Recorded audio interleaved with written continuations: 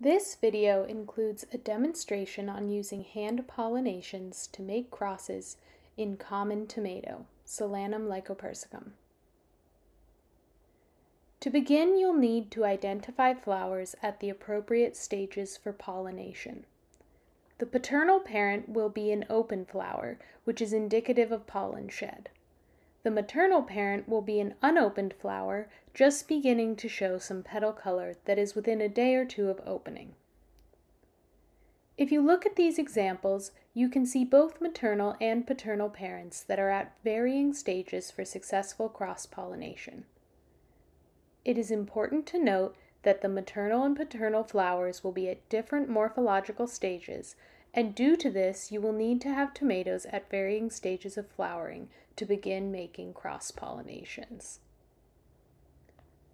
Once you have determined the presence of both paternal and maternal flowers, you can move forward to the emasculation of the maternal flower.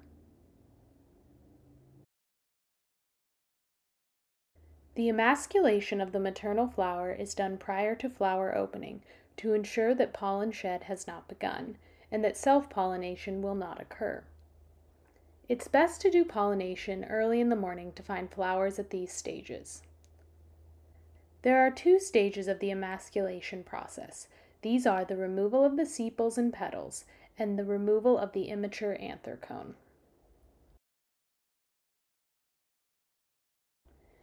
You'll begin by grasping the base of the maternal flower and removing the green sepals and the white to greenish yellow petals. This will give you a clear view of the anther cone in the flower. You will then remove the immature anthers. They are pale green in color, unlike the bright yellow anther cones seen in the mature flower. The anther cone is detached from the calyx and can either be removed in one piece or anther by anther. Be very cautious during this step to avoid damaging the style and stigma. At this point, the emasculation process is complete, and it is time to prepare the paternal flower. Prior to beginning the emasculation process, you should have identified a flower at the appropriate stage for pollen donation. There are 4 steps in this part of the hand pollination process: removing a portion of the anthers, brushing or tapping the anthers of the paternal flower onto the emasculated maternal flower, the removal of all other flowers from the same flower cluster as your maternal flower, and finally labeling your cross. Begin by bringing the paternal flower close to the maternal flower and remove several anthers from the paternal flower using forceps. Pollen is shed from vertical slits on the interior side of the anthers, and this is the side you want to come in contact with the stigma of the maternal flower.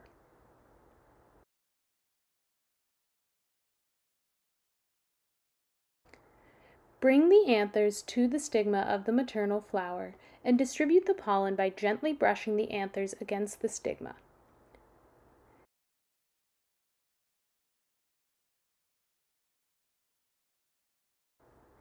You can also tap the anthers above the stigma to release pollen.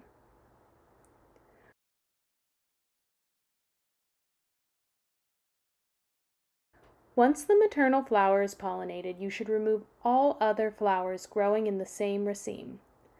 This step can be done at any stage during the crossing process, but waiting until the end allows you to have other flowers available in case the crossing attempt fails.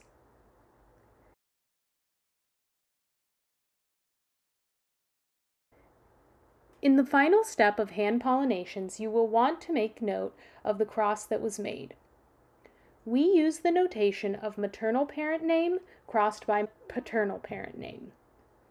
You may also include other relevant information on the label, such as the date of the cross-pollination or the name of whoever made the cross. This information is written on a jewelry tag, and the string of the tag is looped around the pedicel of the flower. Do not hang the tag on the base of a leaf petiole or on the stem next to a raceme. Fruit may form on adjacent racemes, making it impossible to know which fruit resulted from your cross. Temperatures below 55 degrees Fahrenheit and above 85 degrees Fahrenheit will prevent successful cross-pollination, so if possible, maintain growing conditions between these two extremes. By following these steps and practicing your technique, you should be ready to successfully make crosses through hand pollination of tomato. Tracking other metrics such as temperature or time of day when cross was made may help you to further refine your process. We hope that you found this tutorial helpful.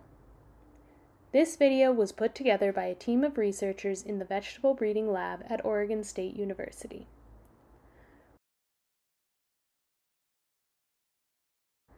On a final note, we would like to acknowledge our funding sources that allowed us to put time into creating these videos.